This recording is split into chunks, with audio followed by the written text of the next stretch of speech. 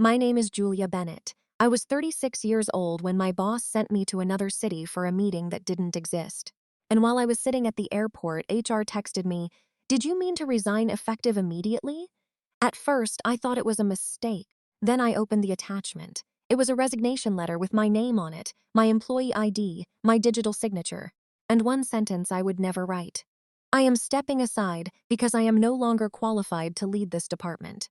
By the time I understood what had happened, my boss's niece was already in the boardroom, presenting my work as her own, and my boss thought I was too far away to stop it. That was her first mistake. Her second mistake was forgetting what I did for a living. I managed operations for a medical logistics company. That meant I spent my days tracking shipments no one could afford to lose. Insulin, surgical supplies, temperature-sensitive medications, emergency equipment, things that did not forgive delays, things that did not care about excuses. For 9 years, I had worked at Veyron Medical Logistics, mostly invisible and always useful. That was how people described me when they wanted something fixed, useful, reliable, quiet, detailed, not brilliant, not leader, not director material, just useful.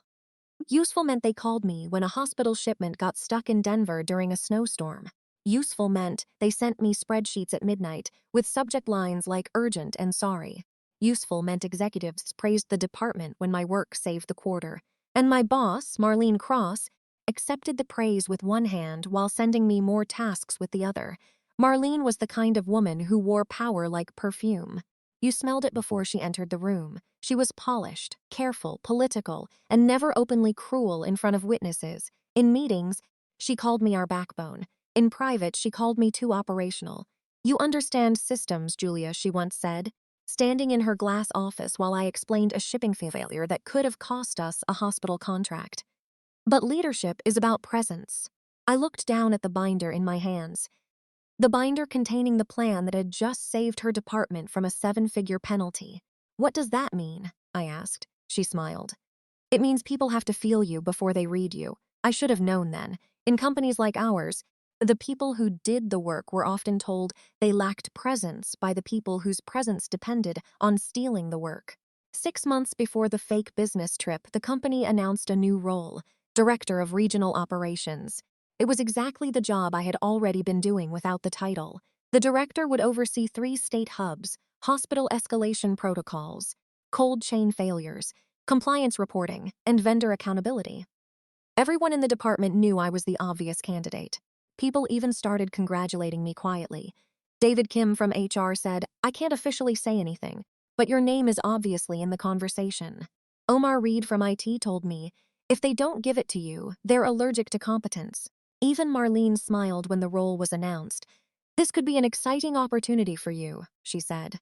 Then her niece transferred into the department. Ashley Cross, 28 years old, expensive haircut, perfect nails. A resume with big words and very few measurable achievements. Ashley introduced herself on her first day by saying, "I'm not really a process person. I'm more strategy." That was corporate language for, "Someone else will do the work, and I will present it." Marlene assigned her to shadow me. "Julia knows every system," Marlene said. "Learn from her." Ashley smiled at me like I was furniture that had been placed for her convenience. "I'm excited," she said. "Aunt Marlene says you're the best person to explain all the boring things." I looked at Marlene. She did not correct her. For the next 2 months, Ashley sat in on my calls, asked me to send her templates, requested copies of my escalation maps, and asked questions that made it clear she had never read a compliance report in her life. But she was good at one thing, repeating my ideas in nicer clothes. I would say, "We need to standardize delay response across hubs before winter." Ashley would say in the next meeting, "What if we created a unified regional resilience model?" Marlene would beam, "Excellent strategic framing." Ashley, I did not complain. That was one of my flaws. I believed the work would speak. But work does not speak in rooms where someone else controls the microphone. The project that changed everything was called the Cold Chain Recovery Plan. It started after a shipment of refrigerated medication nearly failed because 2 hubs used different escalation procedures. One used temperature thresholds, one used time thresholds, one waited for vendor confirmation, one waited for internal approval.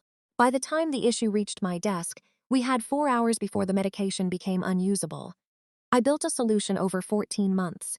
Not a slide deck, a system. backup carrier agreements, emergency dry ice protocols, temperature monitoring checkpoints, hospital notification scripts, hub decision trees, compliance documentation, vendor penalty triggers, a disaster plan that could be activated in under 11 minutes.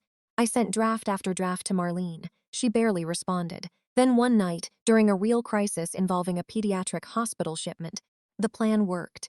A medication shipment that should have been lost was recovered, rerouted, documented, and delivered with 42 minutes to spare.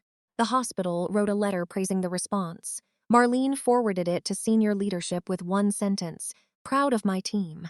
My name was not in the email. I told myself it did not matter. The promotion was coming. People knew. The system knew. The files knew. And because the situation involved legal risk, I had copied the final crisis report to the CEO, Margaret Sloan, not to show off, not to go around Marlene, just because the protocol required executive notification when a medical logistics failure reached a certain risk level. At least, that was what I told myself. Maybe part of me knew I needed one person above Marlene to see the work without her hand over it. Margaret Sloan replied once, "Thorough work, keep documentation preserved." I saved that email. I saved everything, not because I was paranoid. Because in operations, if it is not documented, it did not happen. The week before the promotion decision, Marlene called me into her office. Ashley was there, sitting in the chair closest to the window. My chair, not officially, but the one I always used. Marlene smiled. "Julia, I need you to fly to St. Louis next Thursday." I blinked. "St. Louis?" "Yes, St.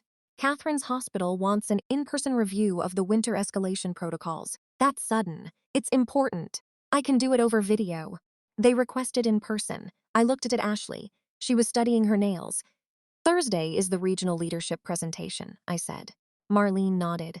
"I know, that presentation is for the director role. Yes, but don't worry. I'll make sure your work is represented." My stomach tightened. My work? Our department's work. There it was, the slow theft of pronouns. My became our became her became Ashley.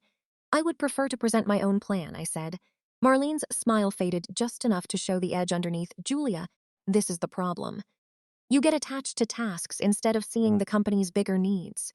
The bigger need is me being in the room for the plan I built." Ashley laughed softly. Marlene glanced at her, then back at me. "Competent women are useful," Marlene said quietly. "Connected women get promoted." The room went still. She had never said the truth that plainly before. Maybe she thought I was too stunned to remember it. Maybe she thought, because there were no witnesses, it did not exist. But I had spent my entire career remembering sentences people later denied. I stood. "I'll need the meeting details." Marlene's smile returned. "Already in your inbox." That night I checked everything: flight, hotel, calendar invite, hospital contact, agenda, conference room number. It looked real, but it was Marlene's kind of real. Clean on the surface, too clean underneath. The hospital contact was a name I did not recognize. The email domain looked correct. The agenda had no phone number. The meeting invite came from Marlene, not the hospital. I emailed the supposed St. Catherine's contact directly. No response. I called the hospital main line. After being transferred twice, someone said there was no meeting listed under my name. But hospital departments sometimes arranged things separately. It was not enough to prove anything, not yet. So on Thursday morning, I went to the airport. I wore a navy blazer, carried my laptop bag, and brought the binder I had used for the cold chain recovery plan. Old habit. When someone tries to remove you from a room, carry the room with you. My flight was scheduled for 9:40 a.m. The regional presentation was at 10:15. At 9:07, I bought coffee near gate B18. At 9:11, I texted Marlene. At airport, "Can you resend hospital contact number?" No answer. At 9:16, I emailed the hospital again. At 9:22, my phone buzzed. "David Kim, HR. Julia, did you mean to resign effective immediately?" I stared at the message, then I laughed, a small, confused laugh. I typed back, "What? No." His reply came immediately. "Please call me now." Before I could, another message arrived, an attachment: "Resignation, Julia Bennett final.pdf." I opened it. The first line made my skin go cold. "To Human Resources and Executive Leadership, please accept the letter as my immediate resignation from Veyron Medical Logistics." My eyes moved down the page. It said I was stepping away for personal reasons. It said I wished the department continued success under new leadership. It said I requested all pending project materials, including the cold chain recovery plan, be transitioned to Marlene Cross. Then the sentence: I am stepping aside because I am no longer qualified to lead this department. Below it was my employee ID and my signature. Almost. I zoomed in. The B in Bennett had a tiny break in the loop. I knew that break. 7 months earlier, I had signed a benefits update form with a dying pen. The ink skipped in the B. That signature had been copied. Not signed, copied. My heartbeat slowed. That surprised me. I had expected panic, but when something is too wrong, my brain becomes very quiet. I called David.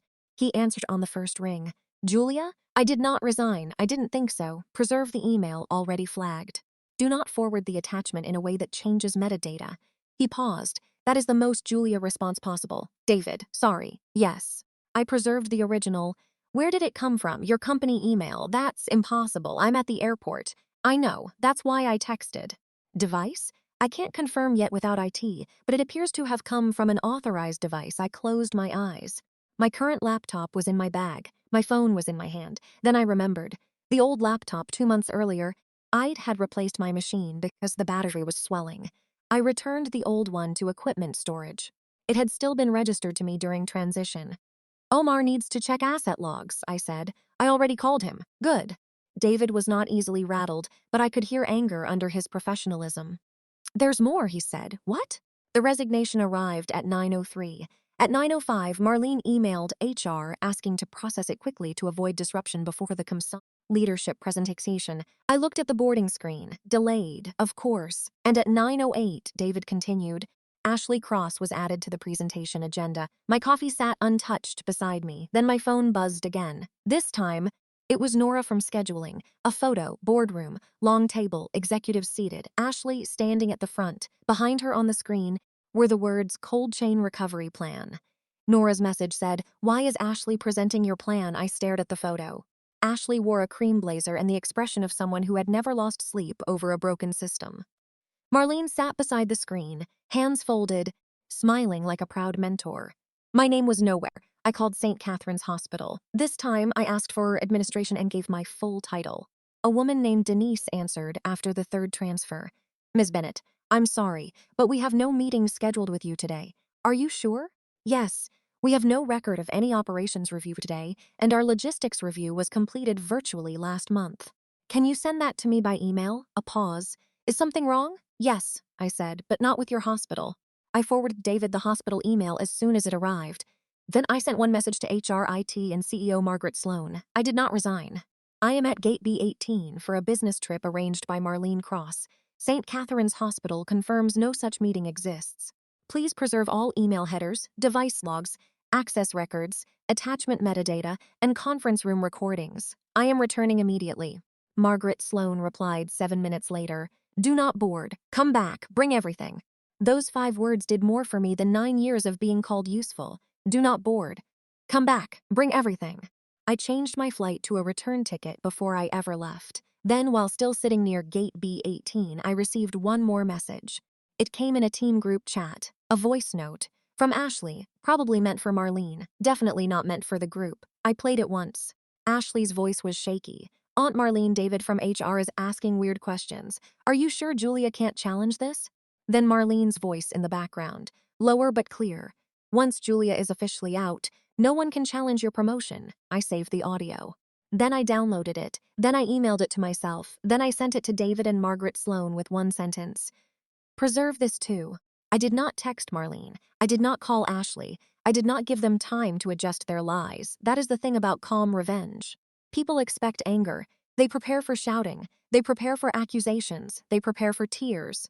They do not prepare for a woman quietly building a folder. By 11:42 a.m., I was back in a rideshare heading to the office. Omar called me on the way. You're not going to believe this. I probably am. The resignation was sent from your old laptop. Equipment storage? Supposed to be. But it was checked out yesterday. By who? A pause. Ashley Cross. I looked out the window. Traffic blurred past. Was that authorized? No. The log says it was released for executive presentation prep under Marlene's approval. Location? Connected to office Wi-Fi at 9:01. Email sent 9:03. Then the presentation file was opened at 9:06. Which presentation file? He exhaled. Cold chain recovery plan. Metadata? You're going to enjoy this part. I doubt that. Created by Julia Bennett. Original draft 14 months ago. Copied at 8:52 this morning. last edited by Ashley Cross from Marlene's office. For the first time all morning, I smiled. It was not happiness, it was recognition. The system was whispering. At 12:18 p.m., I walked back into Veyron Medical Logistics. The receptionist looked startled. "You're supposed to be in St. Louis." So I was told. I went directly to the executive conference floor. David met me outside the elevator. He looked relieved and furious. Omar stood beside him with his laptop. "Margaret is waiting," David said. "In the boardroom? No. Legal conference room." Good. That meant the company had stopped treating this as confusion and started treating it as evidence. Inside the room sat Margaret Sloan, David Kim, Omar Reed, company counsel Marlene Cross, and Ashley. Marlene's face was composed. Ashley's was not. Margaret looked at me. "Julia, thank you for coming back." Marlene stood. "Julia, this is very embarrassing. Maybe you should take a few days before making accusations." I placed my folder on the table. "I'm not making accusations." I looked at the screen where Omar had already connected his laptop. "I'm organizing evidence." Marlene's face tightened. Ashley looked down. Margaret said, "Proceed." So I did. I started with the fake trip, the calendar invite from Marlene, the flight confirmation, the hotel booking, the email from St. Catherine's confirming no meeting existed, then the resignation, the timestamp, the copied signature, the benefits form where the signature had been lifted. I zoomed in on the broken B. "That skip in the ink came from a pen failure 7 months ago." I said, "I did not sign this resignation today. Someone copied an old signature." Marlene said, "This is speculation." Omar clicked to the next slide. "Device log," he said. The room went quiet. He showed the old laptop asset number formerly assigned to me. "Returned to IT. Checked out by Ashley Cross the previous day under Marlene's approval. Connected to office Wi-Fi. Email sent from my account at 9:03. I held up my airport receipt. At 9:03, I was at gate B18 buying coffee."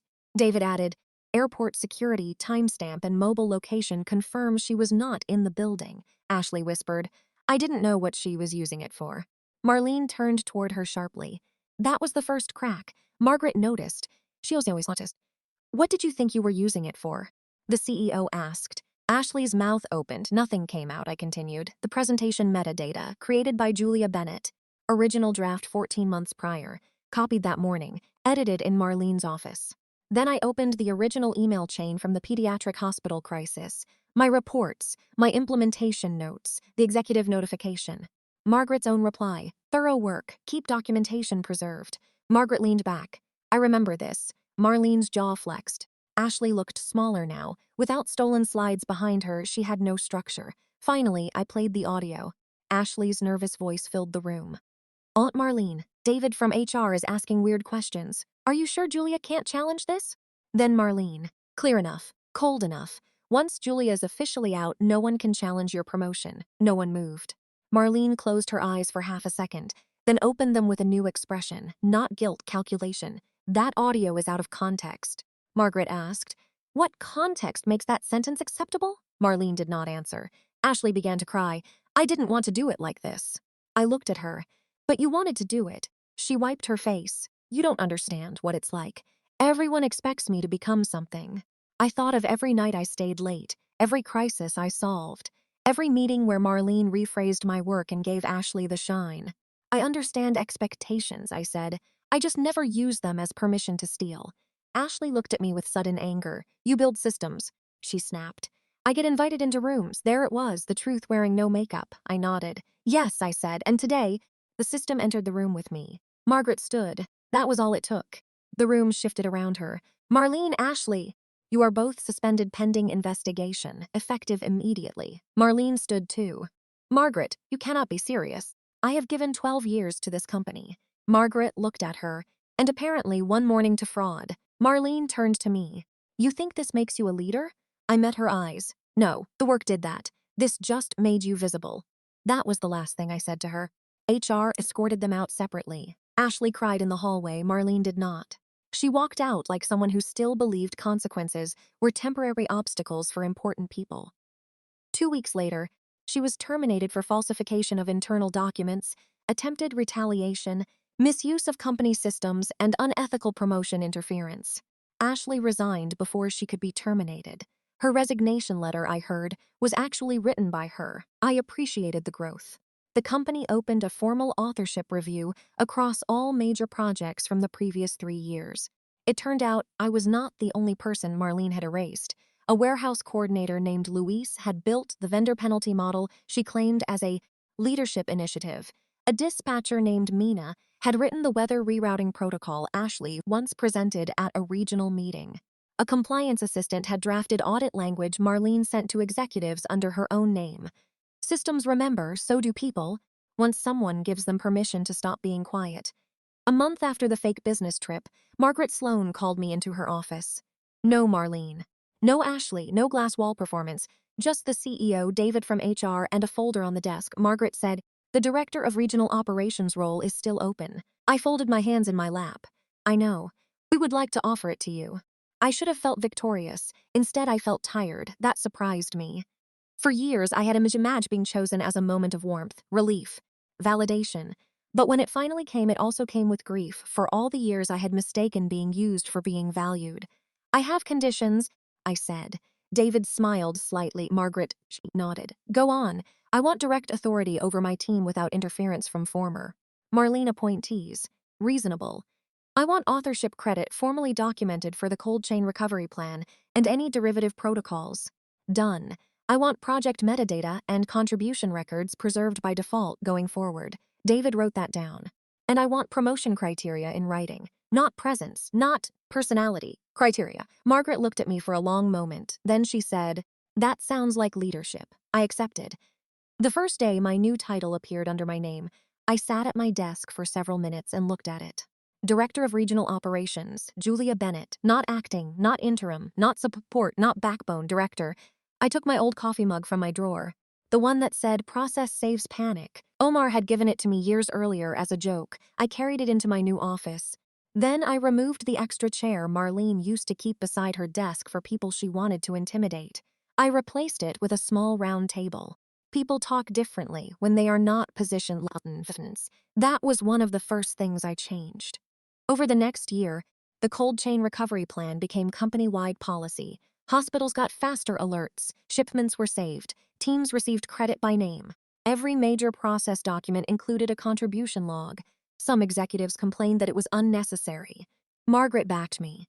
"Documentation is culture," she said once in a leadership meeting. I did not smile, but I wrote it down. Sometimes I think about that morning at Gate B18, the coffee getting cold, the resignation letter glowing on my phone, the sentence designed to humiliate me. "I am no longer qualified to lead this department." The cruelty of it was not just that they tried to remove me, it was that they tried to make me participate in my own erasure. They wanted my name under their lie, my signature under my disappearance, my work under someone else's ambition. For years, I thought being useful would eventually make people see me, but usefulness without credit is just invisibility with extra work. My boss sent me away because she thought distance would make me easy to erase. She forgot that systems remember what people try to hide. Emails remember, metadata remembers, cameras remember, access logs remember, and so do women who spend years being told they are too quiet to lead. I was quiet, that was true, but quiet is not empty. Sometimes quiet is where the evidence is kept.